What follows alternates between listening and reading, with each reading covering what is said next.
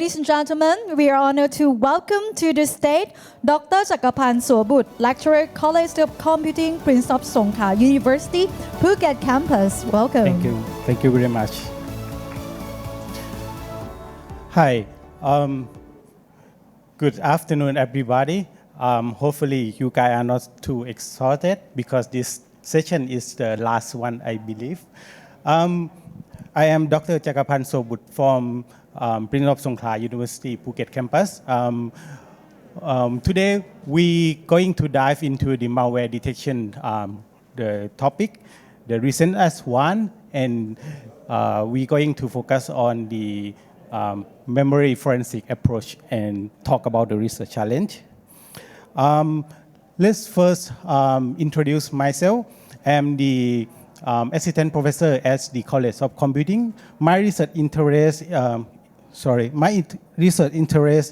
include the malware detection, and apart from the malware detection, I also have some interest in the vulnerabilities in the quantum and the blockchain as well, including the fraud detection in the DeFi market as well.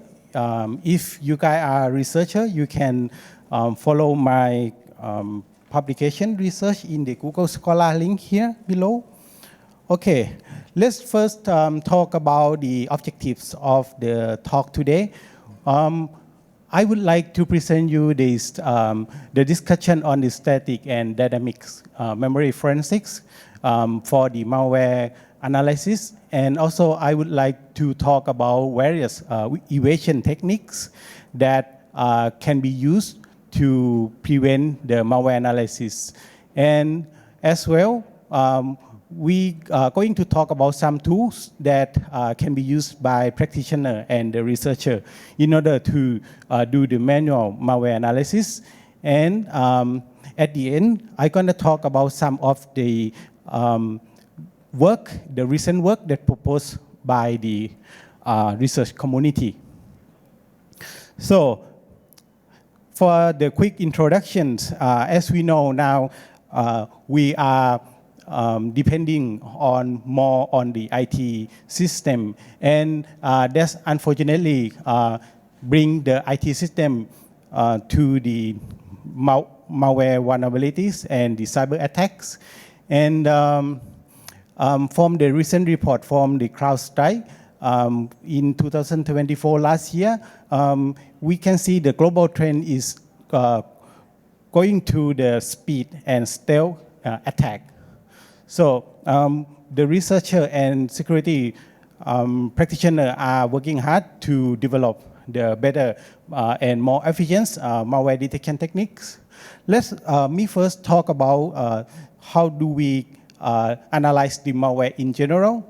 For the quick search from VirusTotal, let's say you have got the suspicious sample and you would like to see quickly if it is malicious or not. So one thing that we can do, we can, let's say if it is the binary, we can try to create a hash out of the binary sample. And after that, if it is detected, the VirusTotal, which is the database research repository, going to tell us what AV engine can detect this malware and what the variant is, including the other details in the dynamic analysis from various malware analysis engine as well. But what if the variants that we discover is the new one that never been detected before? So first, let's make it a little bit more complicated. We can do that by analyze the binary file, and in order to get the static attribute from the binary file, we can have many things. For example, some string, some of the PE header information. We can search for the static API calls evidence from the binary file. We can search for the dependence, the DLL, the dynamic load library, or we can reverse the binary into the IR, the intermediate representation, like the assembly-like code, and we can have more complicated attributes, for example, the CFG, the dependency graph. So at the static analysis, we can use that for the information security specialist to do the manual analysis to like the threat hunter, for example, or the researcher would like to use the machine learning to develop the automate malware classification, which can help us to get rid of the loss of malwares at the same time if we successfully use the ML. So in general, the static analysis, we can obtain several various features. As you can see here, we can have n-gram, we can have string extraction, opcode inspection, and so on. However, the malware creator has developed the method to evade the static analysis. For example, the register reassignment, they can simply just, instead of using the register that could be signature, they can reassign to some different register, or they can use the base code insertion, depend on this method that the malware analyzers want to model the malware. If they model by the sequence of instruction code, so in this case, if you inject lots of no operation or lots of X or instruction like this, it will change the shape of the reverse malware into completely different thing, and is it very hard to detect. Another evasion techniques that make it even more complicated. Usually, the program has a natural flow of the program, right? However, the malware creator can simply break all the flow down into one step, flatten it down, and after that, they link all the flow together using, for example, the switch cache.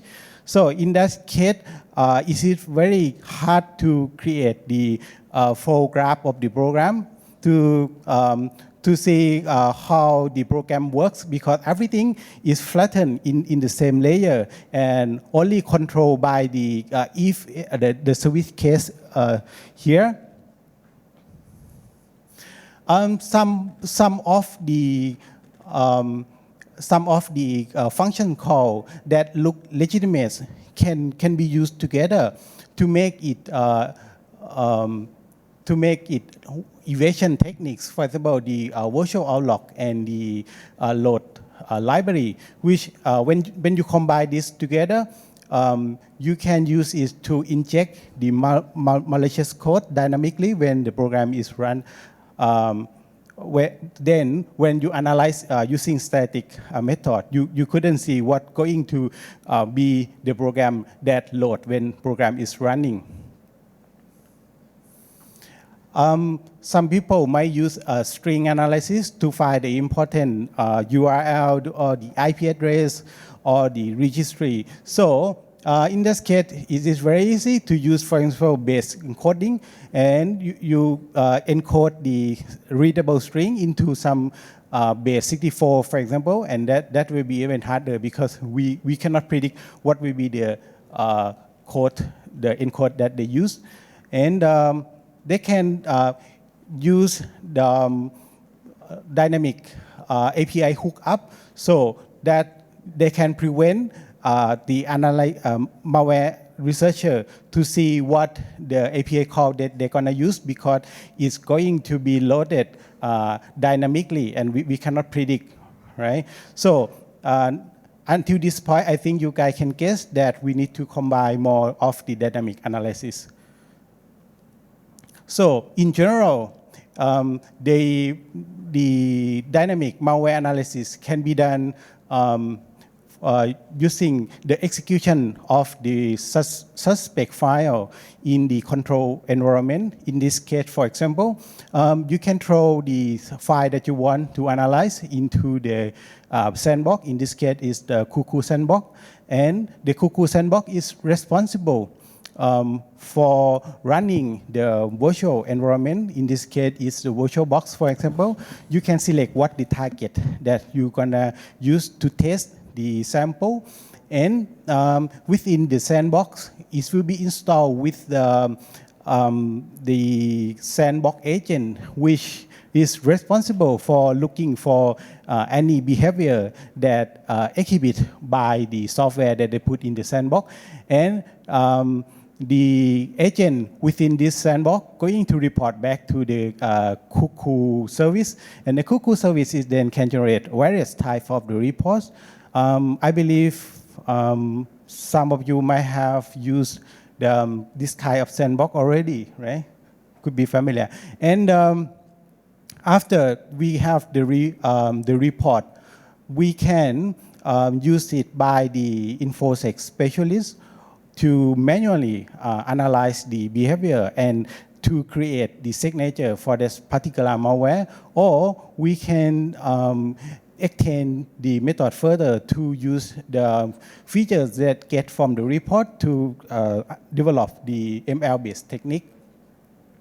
So the dynamic analysis is actually good for the real-time monitor as well. So if you are proactive threat hunter, so you can do the interactive analysis. You can use process monitor to see how the program creates the process, or you can monitor the network traffic using Wireshark, TDI-Mon, or the RecMon to see the change of the registry.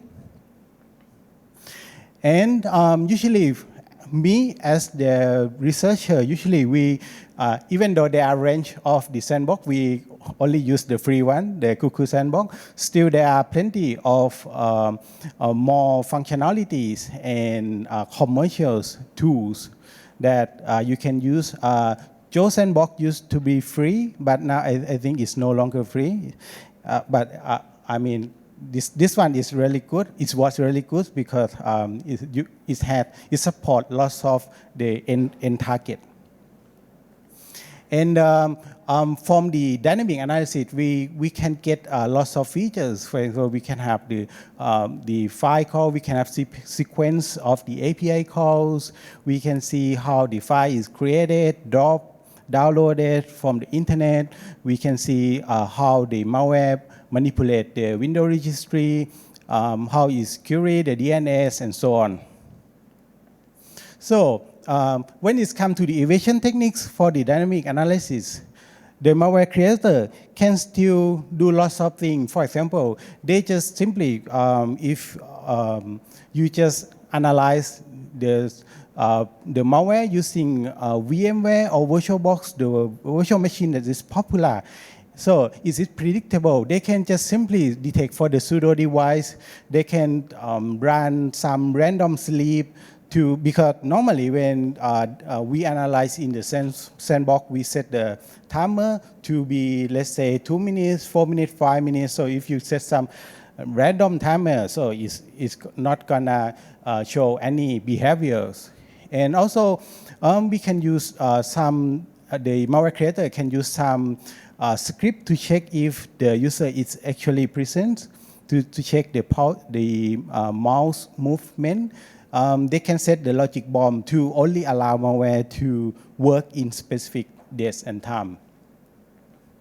When it comes to a little bit more advanced techniques, hollow process, for example, it is not dynamic loading, but this one is loading the legitimate program, and later on inject the legitimate program with the malicious binary. So in this case, for example, a.exe going to create the notepads, and after that is suspend the notepad and is try to rewrite to inject the malicious code into section of the entry point of the notepad, and after that they resume so that the notepad can execute the malicious code. For more information, you can find from the link, the reference here. So overall, there's lots of pro in the dynamic analysis. It can unveil the pack or the dynamic loading malicious code.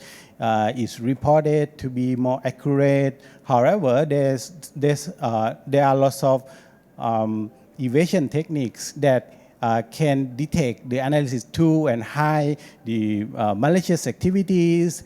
If you don't set the default configuration, that could cause the malware to leak out of the sandbox and damage your company network. For example, the more certificates malware like state sponsor malware can have nested virtualization, which deploy its own virtual machine into the virtual machine, your virtual machine. So that even harder because now you can no longer see anything because they create the virtual machine inside your virtual machine, right?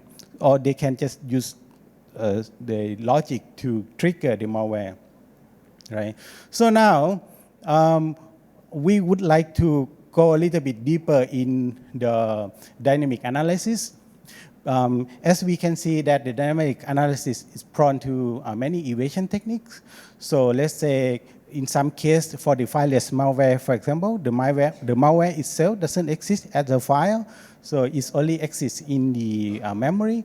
And so in that case, we like to see the memory forensics.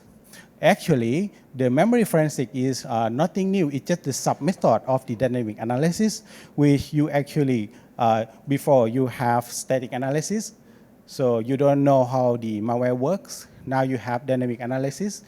You actually execute the malware, but then you want to statically analyze the dynamics malware. So you use the memory analysis. So that means you dynamically analyze the malware and then you capture the malware, so you make the malware static. And after that, you can analyze it using static tools. And you can get memory dumps, DLL, network activity, whatever, but at a different time, right? So tools that use in the memory forensic, for example, the volatility, which is one of the most popular, Microsoft AVML, the red line by FireEye. And when you extract the binary out of the memory, for example, you can use the binary analysis tool. If you can get the actual malicious code, you can do this disassembler to study the behavior of the malware. So now, when we compare the memory forensics versus the dynamic analysis, the memory forensic is ideal for post-accident investigation to uncover these some hidden behavior of the malware. Is it effective against the fileless malware, rootkit, stealth malware? There's some disadvantage of there's some limitation of the memory forensic. It cannot, for example, observe in real time. You can only take the snapshot at one point at a time. It is obviously resource intensive, especially the size of the memory image that you get will be as huge as the size of the RAM of the system. On the other hand, the malware, the dynamic malware analysis is useful for the threat hunter, that they can do like live interaction with the malware, so they can understand the malware behaviors by observing it. It is effective to detect the real-time behavior. For example, the command and control. If a hacker try to use the command to connect to the internet, for example. However, the observable behavior during the execution is quite limited. It depends on the skill of the specialist who conduct the experiment. Some malware could just check for the malware analysis and does not conduct any malicious activities. So just wrap up a little bit here. We have selection of tools that do the different job. For example, the memory acquisition, you can have LAM. the magnet RAM capture, and so on. Here you have another group of memory forensic tools. The group for dynamic malware analysis, the sandbox, and you have the integrated tools that combine many functionalities into one tools. And you have some tool that's specific for the Linux, some tools that support live debugging here as shown in the table. Now let's talk a little bit about the fileless malware. So the fileless malware is known as non-malware attacks. The fileless malware usually use the PowerShell, the window management, WMI, the macro, because the fileless malware avoid not to have file, so it try to persistent itself by in the script, so that make sure when you reboot the system, it can come back into the memory again. It can execute without the traditional file.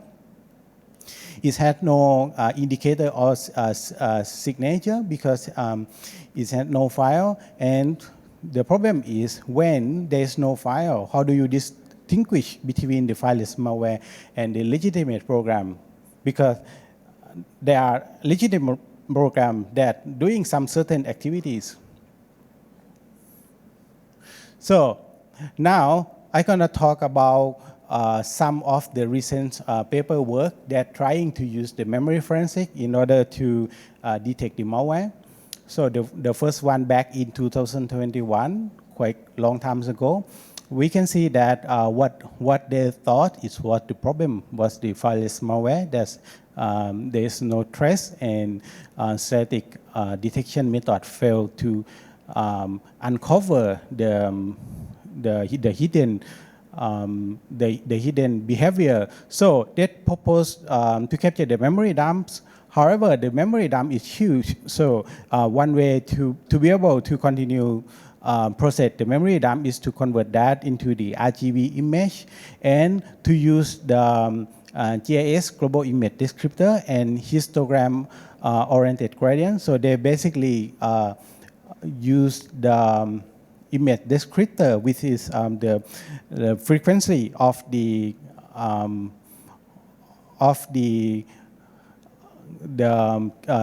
property that they see and the gradient property, so that they can make it a little bit smaller, and they can analyze using the traditional machine learning model. The more recent works, they say the complex analysis of high-dimensional data. The problem is the high-dimensional memory data. So they try to solve this by convert this into the RGB image again, and they try to use the ML that's work in the image processing. And this work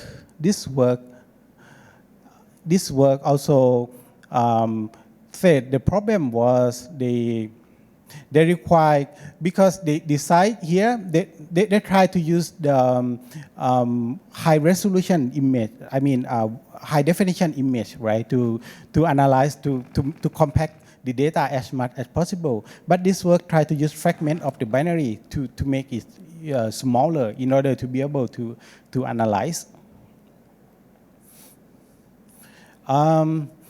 This work is from Kara in 2023, and he's one of the quite famous malware researcher, and in his paper he actually analyzed the real world malware cofter, and there's some conclusion from his paper which I think was quite interesting. They said the automated analysis method are unable to find the fileless malware signature.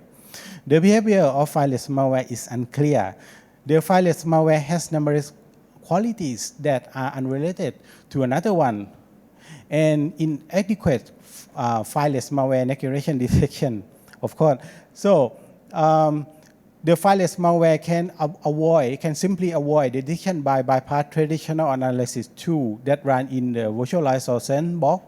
by detecting if it is running in the virtualized in the virtual environment and alter its behavior. And also it can exploit the memory-based execution of the fileless malware and leave no trace on the analysis. So this seems like he suggests that the automate analysis is still not fully developed, and we still require the manual analysis due to the nature of fileless malware that doesn't have like common thing that you can model using the machine learning and so on. So this is interesting direction that the researcher need to see in future. So in summary, the challenge of the memory forensics based malware detections I divided into two groups. First is the acquisition approach. So for the post-incident or interval observation, the memory forensics cannot perform in real time, so we can only as best just observe in interval, and this is obviously resource intensive, and the memory acquisition need to be developed further. Another challenge will be the analysis approach. For example, distinguish between fileless malware and legitimate that require in-depth understanding of how typical system works. And when we conduct the memory forensic, we have got lots of the information. How do we correlate them together? And this is, I think, one of the most challenging problem, the virtual execution environment of the malware. How do we detect this? And yeah, it's still open question. And yeah. So let's come to my conclusion. Today we have discussed already about the malware detection approach from the perspective of the researcher, which might be a little bit different from the IT, from the cybersecurity practitioner. We have discussed the static, dynamic approach. I have highlighted the pros and cons and present some of the work in the research community, and also present some of the challenge. This is a reference. Okay, thank you everybody, and welcome to any question if you have any question. We'd like to open the floor for the Q&A. Anyone of our guests have the questions on your mind or would like to listen for more detail, feel free to raise your hand up. It seems like there's no question. Well, if you have no question, thank you everybody for your attention, and hope you have the rest of the day.